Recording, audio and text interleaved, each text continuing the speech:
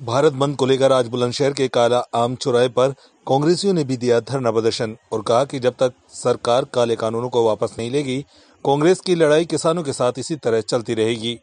भारत बंद को लेकर हो या कहीं धरना प्रदर्शन करना हो, कांग्रेस पार्टी सदैव किसानों के साथ कंधे से कंधा मिलाकर खड़ी है।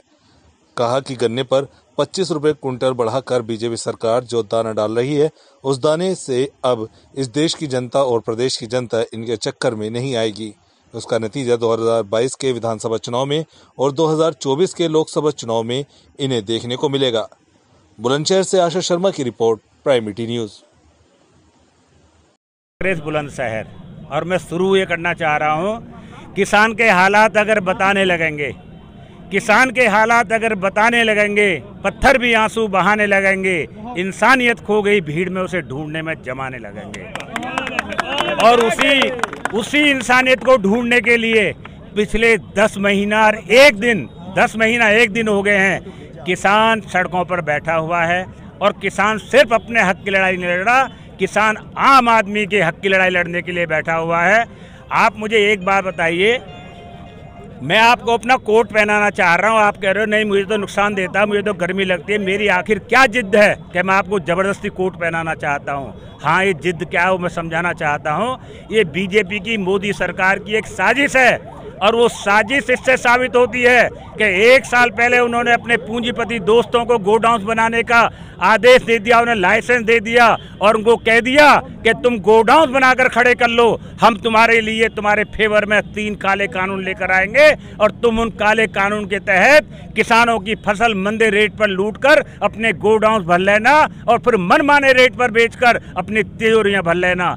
ये सरकार तानाशाह सरकार है। जिस दिन किसान ने मोदी को सत्ता दी थी, जब किसान घर घर मोदी, हर हर मोदी करता था, तब किसान मोदी जी को और भाजपा को देश प्रेमी नजर आता था। और आज जब किसान अपने हक की लड़ाई लड़ रहा है, किसान अपने हक मांग रहा है, तो आज किसान इन बीजेपी वालों को देश। जिस तरीके से सुबह से ये भारत बंद को लेकर काले आम पर ये प्रदर्शन चल रहा है, काले आम चौराहे को पूरी तरह से बंद कर दिया है, क्या लगता है कि अब भी सरकार पे कोई किसी तरह का फर्क पड़ेगा या नहीं पड़ेगा? अंधी बहरी सरकार के कान नाक आँख खोलने के लिए ये सब प्रदर्शन चल रहा है। ये सुबह से शाम तक ही नहीं, अगर कान नहीं खुले, आँख नहीं खुली और दिमाग नहीं खुला इस सरकार का, तो ये महीने के महीने चलेगा। ऐसे ही पूरा यूपी और पूरा हिंदुस्तान जाम हो जाएगा।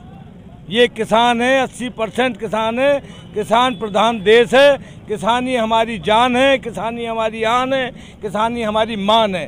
किसान आज सड़कों पे है, 10 महीने से दिल्ली बॉर्डर पे बैठा हुआ है। किसान के बेटे बॉर्डरों पे गोलियां खा रहे हैं और इनको रखा रहे हैं। इनको अपने आँख कान नाक खोलने पड़ेंगे। 3 काले कानून इन्हें वापस लेने पड़ेंगे और कांग्रेस को इनको किसानों को MSP देनी पड़ेगी। ये किसानों का अधिकार है हर हाल में। सरकार ने तो 25 रुपए गन्ने पे भी बढ़ा दिए हैं। 25 रुपए गन्ने से किसान का कुछ नहीं हो रहा। ये झूठी सरकार है। 4.5 साल में 25 रुपए दे के इससे कोई फर्क नहीं पड़ा। किसान को 450 रुपए कुंटल गन्ने का रेट इन्हें देना पड़ेगा। इन्होंने वायदा किया था, झूठ बोली थी इस देश की जनता से, प्रदेश की जनता से, कि हम 400 का रेट देंगे, 14 दिन में भुगतान देंगे। किसान का भुगतान नहीं होगा तो हम उस पर ब्याज देंगे। इन्होंने ना ब्याज दिया ना मूल दिया। किसानों को बर्बाद करने वाली ये सरकार है।